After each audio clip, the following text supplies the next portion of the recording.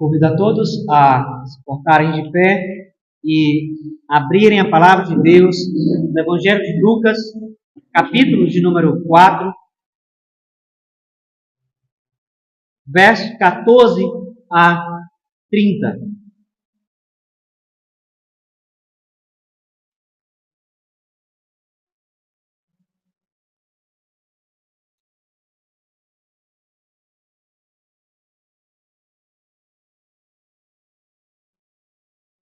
Lucas, capítulo de número 4, versos 14 a 30.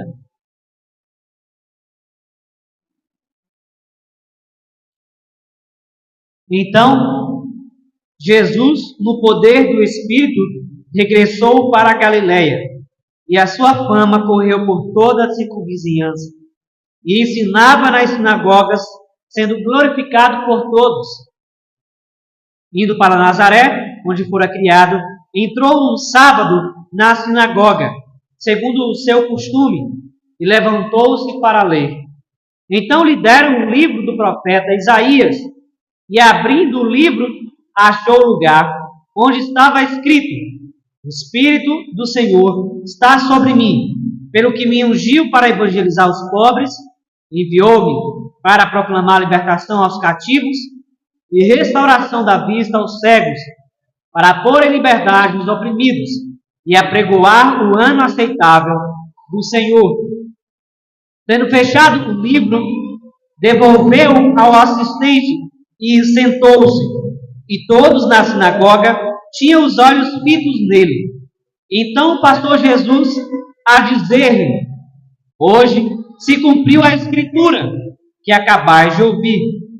Todos lhe davam testemunho e se maravilhavam das palavras de graça que lhe saíam dos lábios. E perguntavam: Não é este o filho de José?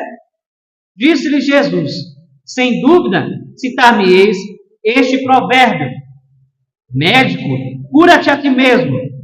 Tudo que ouvimos ter-se dado em Cafarnaum, faze-o também aqui na tua terra. E prosseguiu: De fato vos afirmo que nenhum profeta é bem recebido na sua própria terra. Na verdade vos digo que muitas viúvas havia em Jerusalém no tempo de Elias, quando o céu se fechou por 3 anos e 6 meses, reinando grande fome em toda a terra. E a nenhuma delas foi Elias enviado, senão a uma viúva de Sarepta de Sidom. Havia também muitos leprosos em Israel, nos dias do profeta Eliseu, e nenhum deles foi purificado, senão Naamã, o sírio.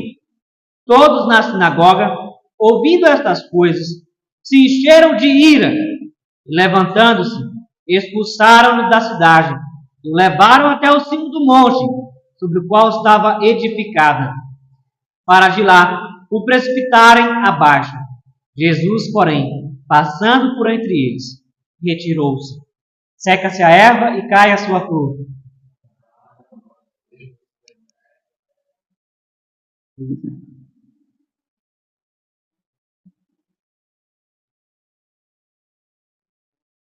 Não é comum nós conhecermos pessoas que se medem a partir dos aplausos que recebem. Elas acreditam que isso é um bom sinal, ou é um bom testemunho sobre si mesmos. Como se as mesmas mãos que estivessem as aplaudindo não pudessem imediatamente depois apedrejá-las. Da mesma forma, ouvintes nem sempre dizem o que são quando ouvem algo agradável. São as palavras duras, são as palavras verdadeiras que mexem com a sua alma, a ponto de responderem positiva ou negativamente, e daí mostrarem o que realmente são. Nós temos diversos versículos que falam sobre os ouvintes e aqueles que usam a sua língua de maneira errada, Porém, nós temos uma passagem em que Deus chama o seu povo para parar e pensar, e daí reagir aos seus pecados e às palavras do profeta. O profeta Isaías, no capítulo 1, verso 18, nos disse: Vinde, pois, e arrazoemos, diz o Senhor. Ainda que os vossos pecados sejam como a escarlata, eles se tornarão brancos como a neve. Ainda que sejam vermelhos como o carmesim, se tornarão como a lã. Os homens estão acostumados com as boas notícias. Principalmente isso em relação a si mesmos. Eles querem escutar boas notícias sobre si mesmos. Mas é inconsistente com a palavra de Deus não dar primeiro as más notícias a fim de que os que ouvem possam entender a profundidade, a importância e a necessidade da boa notícia. No caso de Jesus, aqui nessa passagem, as boas notícias deveriam encher os ouvintes na sinagoga. Jesus não chegou falando sobre as más notícias, ele chegou falando sobre as boas notícias, porque ele estava numa sinagoga, no meio em que provavelmente aqueles que estavam ouvindo deveriam entender as palavras de Jesus e correspondê-las imediatamente da maneira correta. Eles estavam familiarizados com as profecias. Além disso, logo após a leitura do texto do profeta Isaías, que Jesus lê, Jesus mostra então quem eles eram de verdade. E isso deveria lhes fazer pensar e até entenderem o privilégio que era estar diante do Cristo, o Filho do Deus vivo. Estar diante do Messias que eles tanto esperavam. Mas os que ouvem a palavra de Deus não devem retroceder. Devem curvar-se a ela, mesmo que doa no mais profundo da alma, mesmo até que não haja uma compreensão clara de tudo aquilo que está sendo dito. É necessário acolher a palavra de Deus, porque é Deus quem está falando. Se emana da palavra, é Deus quem está exortando. Isso não tem nada a ver com as falsas profecias contemporâneas, não tem nada a ver com as rixas entre homens e mulheres que são levadas aos púlpitos das igrejas, mas eu me refiro àquilo que é explicado e aplicado à sua vida à luz da palavra de Deus. Isso você não deve rejeitar. Aliás, sobre esse assunto, a Confissão de Fé, no capítulo 21, parágrafo 5º, nos diz: a leitura das Escrituras com o temor divino, a sã pregação da palavra e a consciente atenção a ela, em obediência a Deus, com inteligência, fé e reverência, o cantar salmos com graças no coração, bem como a devida administração e digna recepção dos sacramentos instituídos por Cristo, são partes do ordinário culto de Deus, além dos juramentos religiosos, votos, jejuns solenes e ações de graças em ocasiões especiais, tudo o que em seus vários tempos e ocasiões próprias deve ser usado de um modo santo e religioso. Nós devemos ser bons ouvintes. Devemos ouvir com inteligência, com fé e reverência aquilo que Deus está nos dizendo. É por isso, então, que bons ouvintes da palavra são aqueles que, de uma maneira ou de outra, sabem que Deus está com a razão em todas as circunstâncias e ele precisa ser obedecido. Essa, aliás, é é um resumo do que vimos em Provérbios, capítulo 1. Filho meu, ouve o ensino de teu pai, e não deixes a instrução de tua mãe, porque serão diadema de graça para a tua cabeça e colares para o teu pescoço. Mas a partir desses versículos de 14 a 30, eu chamo a sua atenção, em primeiro lugar, a relação entre Jesus, a sinagoga, a escritura e a pregação.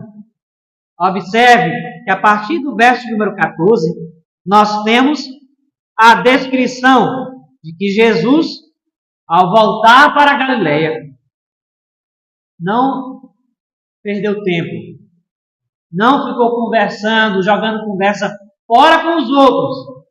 Ele estava ensinando a lei de Deus. Mas na sessão imediatamente anterior, nós vimos que Jesus estava cheio do Espírito Santo e da palavra de Deus quando ele foi tentado no deserto.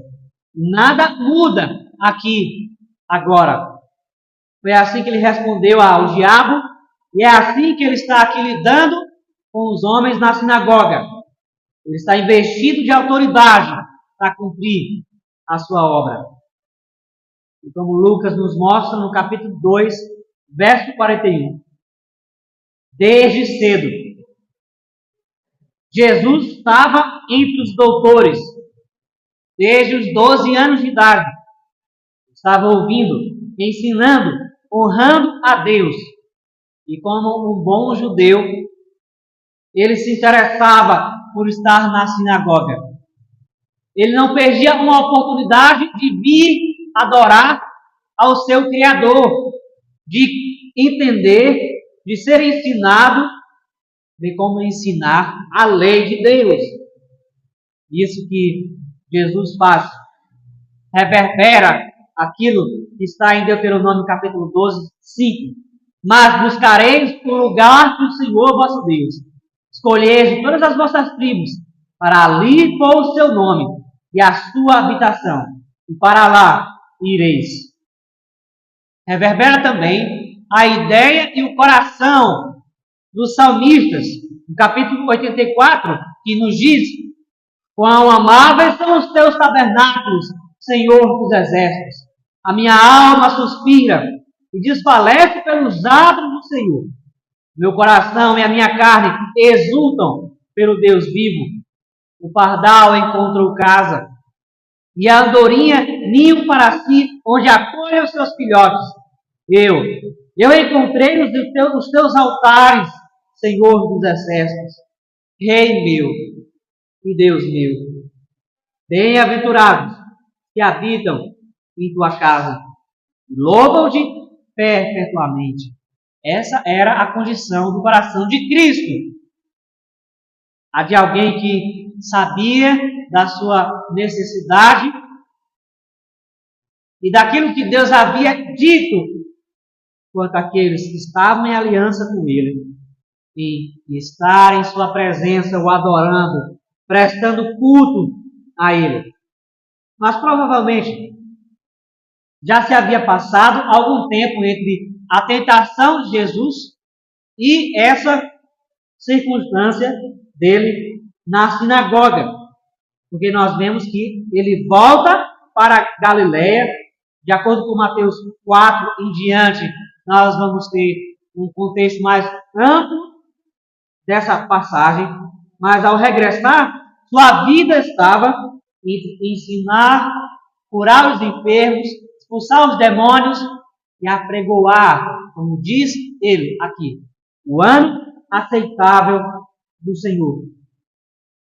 Mas ainda sobre aqueles que o recebeu no regresso à sua terra natal. O profeta Isaías disse no capítulo 9, verso 1: mas para a terra que estava aflita, não continuará a obscuridade.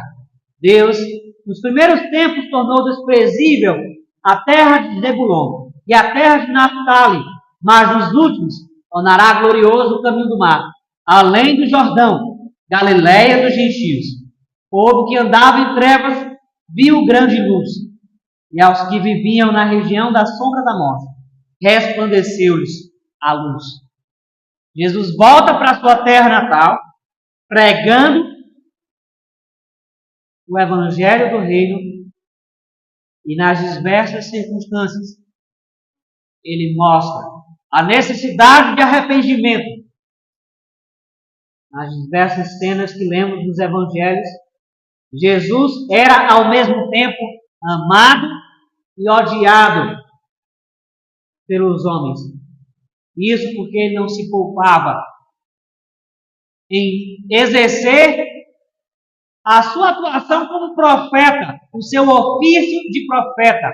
Ou seja, ele tanto foi sacerdote, rei, mas também profeta, ao proclamar as verdades de Deus. E tudo nos impele a enxergarmos Jesus como um bom cumpridor da lei.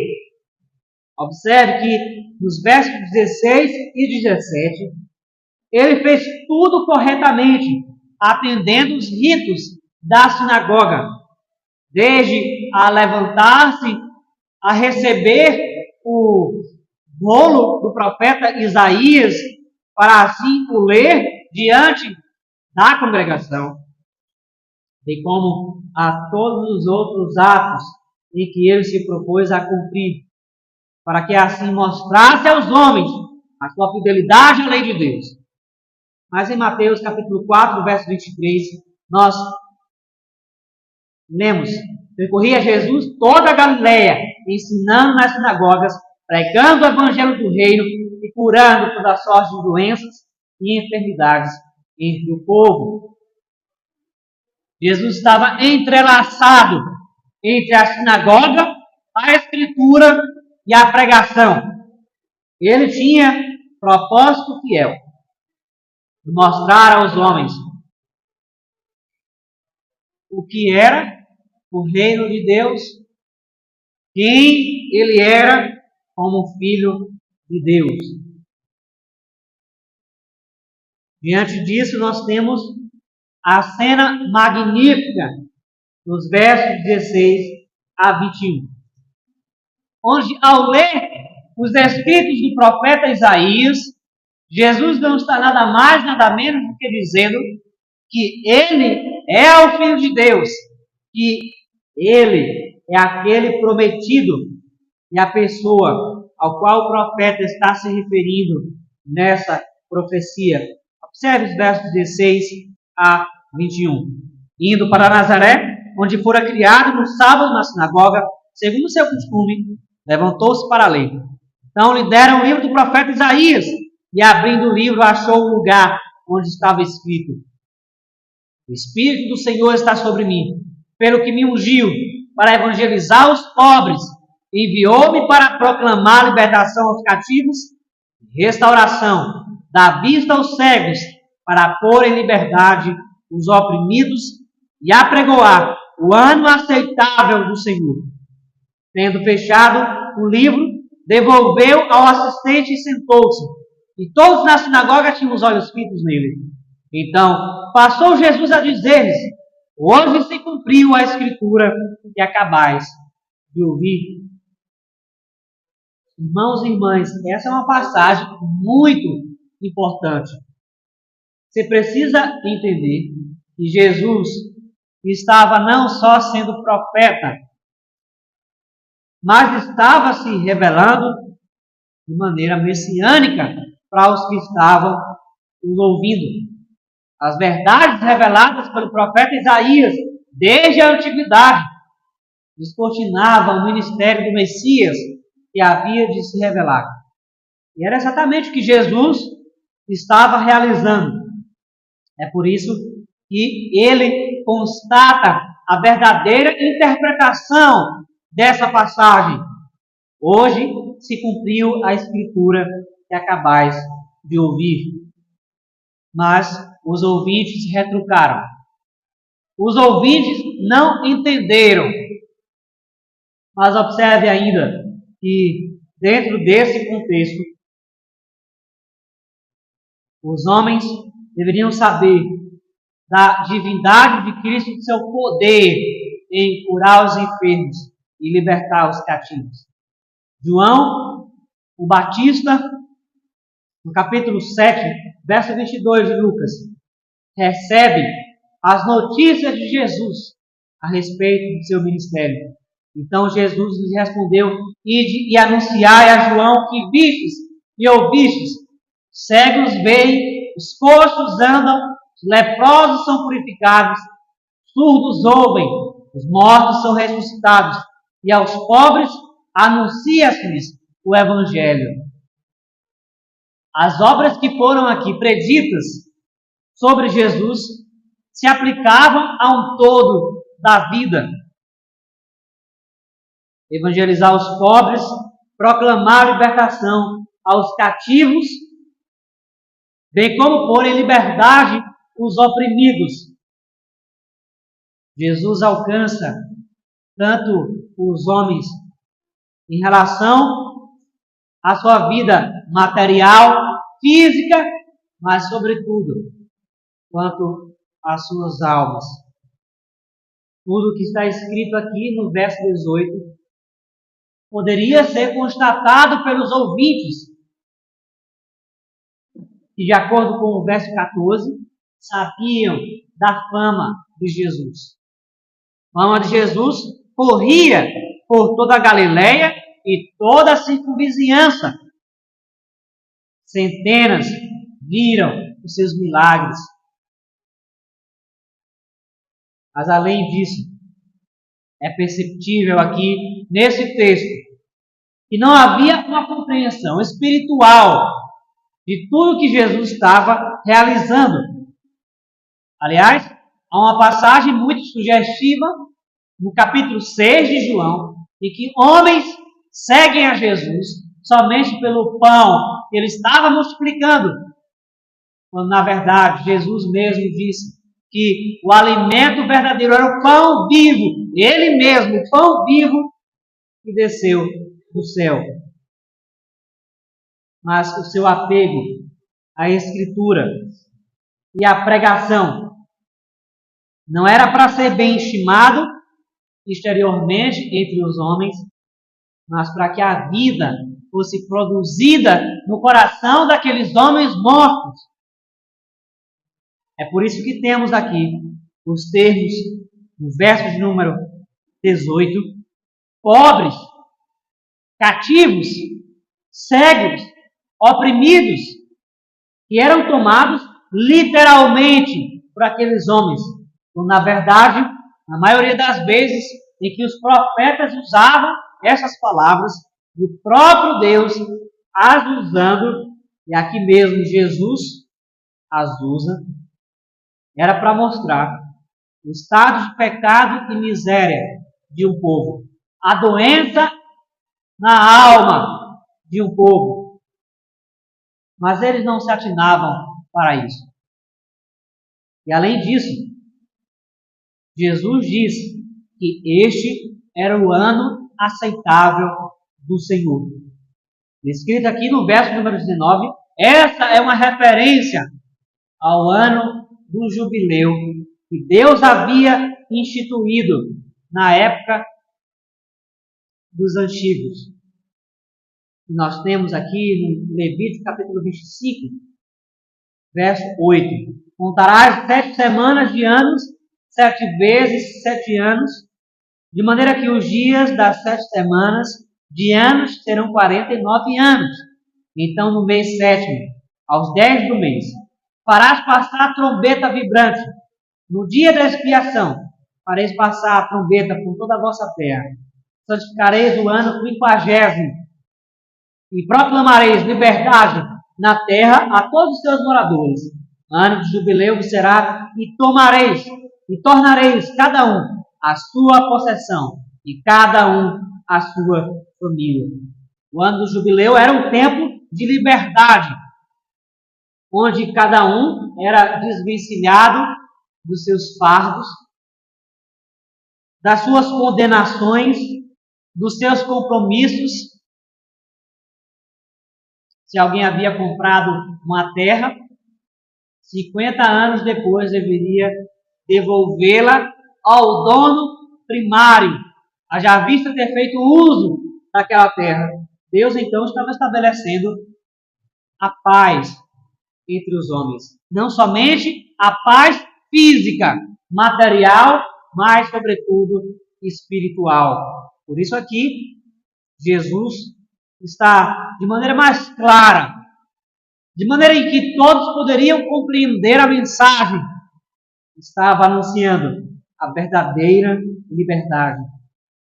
A liberdade de uma alma cativa à sua palavra. A liberdade de uma alma cativa à vontade de Deus, não à sua própria vontade. Por isso que nosso Senhor Jesus disse em João 8,36: se, pois, o Filho vos libertar, verdadeiramente sereis livres. É somente Cristo que pode libertar você dos seus pecados. É somente Cristo que é completo, pode perdoar as suas iniquidades.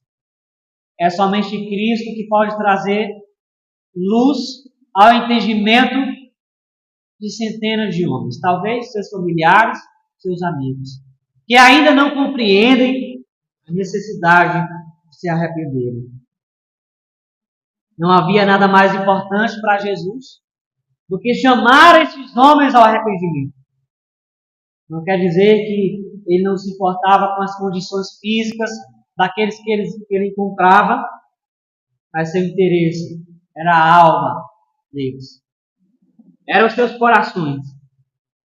Como nos traz a verdade em Provérbios 4:13. Sobretudo que se deve guardar, guarda o coração, porque dele procedem as fontes da vida. É o coração. A fonte da iniquidade. É o coração a fonte de onde brota, de onde jorra os falsos pensamentos, as falsas ideias, os planos malignos. Você tem examinado o seu coração? Em Mateus 15:16, Jesus disse: também vós não entendeis ainda, não compreendeis que tudo que entra pela boca desce para o ventre e depois é lançado em lugar expulso, mas o que sai da boca vem do coração, e é isso que contamina o homem, porque do coração procedem maus desígnios, homicídios, adultérios, prostituição, furtos, falsos testemunhos, blasfêmias. A aplicação de Jesus aqui fez daquele texto aos seus a aplicação que Jesus fez daquele texto aos seus ouvintes foi determinante para que eles entendessem quem era Jesus e quem eles eram. Qual a situação de seus corações? É por isso que eles respondem daquela maneira. A salvação por meio de Jesus, ele mostra, é agora. O ano aceitável é agora. É no momento em que ouvimos o Evangelho. E é neste instante em que ele pode libertá-lo. E é neste momento em que ele pode transformá-lo.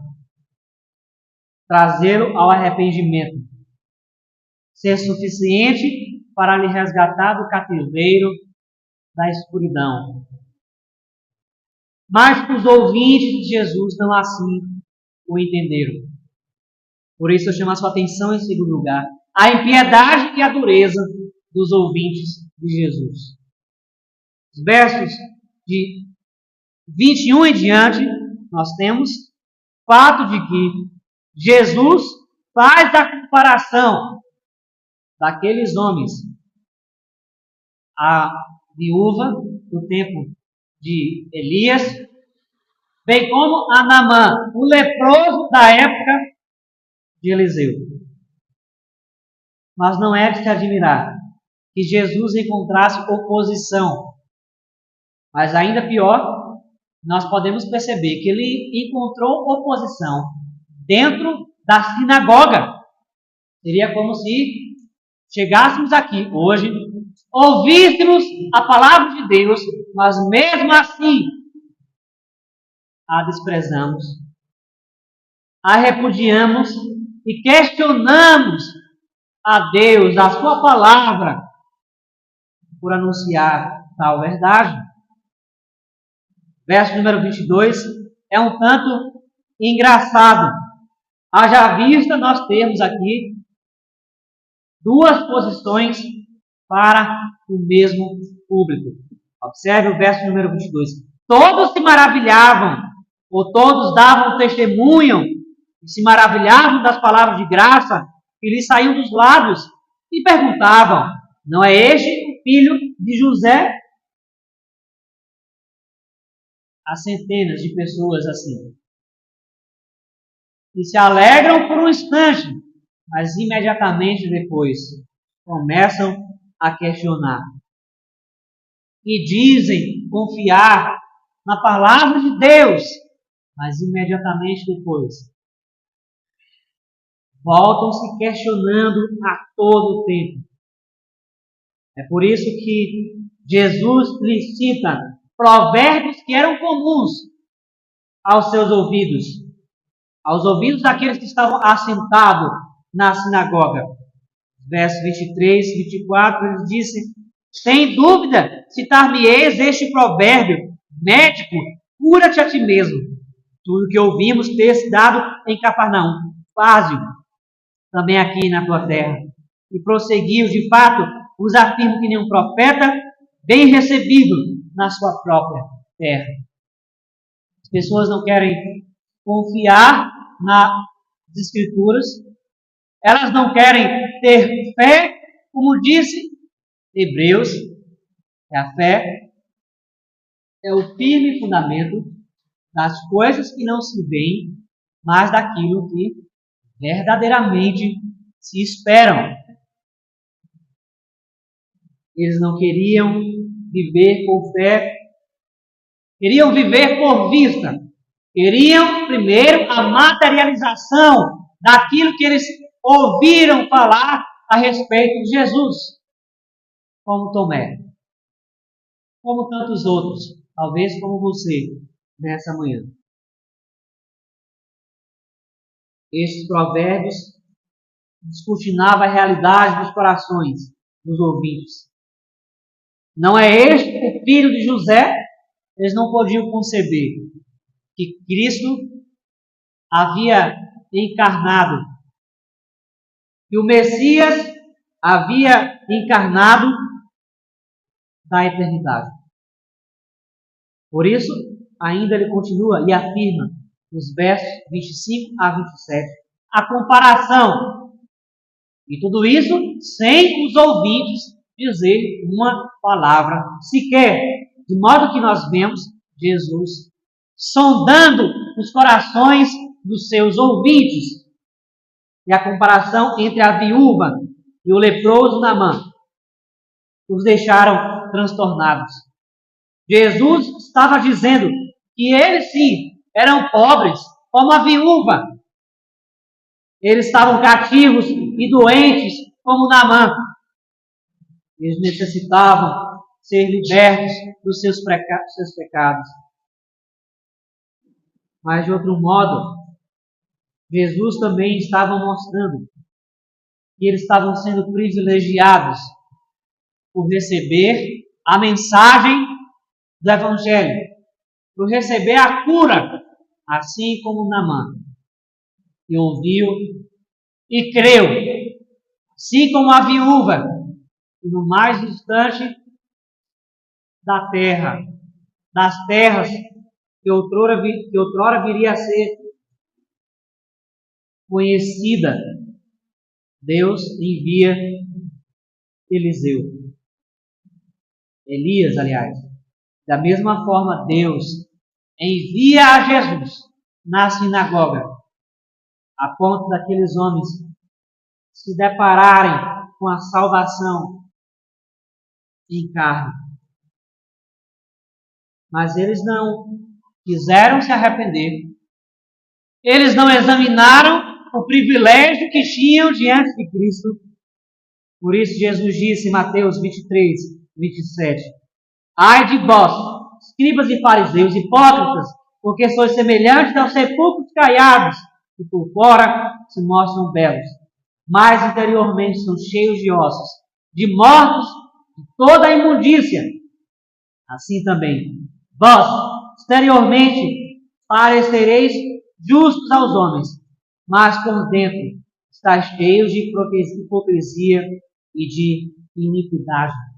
Jesus estava anunciando livremente o Evangelho, assim como fez Elias e Eliseu. A libertação é para todos os que ouvem a voz de Cristo. A libertação é para judeus e gentios, mas os judeus que ouviram a Jesus não podiam conceber serem comparados com meros gentios, com o leproso doente e com a viúva pobre, sem ter aonde cair, passando necessidade. A libertação é para você nessa manhã, para todos aqueles que confiam em Jesus Cristo. É por isso que em Isaías 55, verso 1, o profeta já anunciava desde a antiguidade: a todos vós, os que tendes sede, vinde às águas. Vós os que não tendes dinheiro, vinde comprar e comei. Sim, vinde e comprai, sem dinheiro e sem preço, vinho e leite.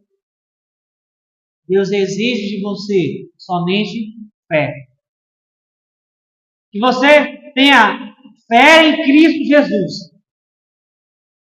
Que você tenha convicção de quem é Cristo, o que Ele representa para você como um homem arrependido. Se de fato você confia nos seus méritos para cobrir os seus pecados, para tirar a sua culpa diante de Deus e lhe fazer santo deste mundo. Aqueles que estão cegos e embrutecidos pelo pecado, Deus os quer sarar.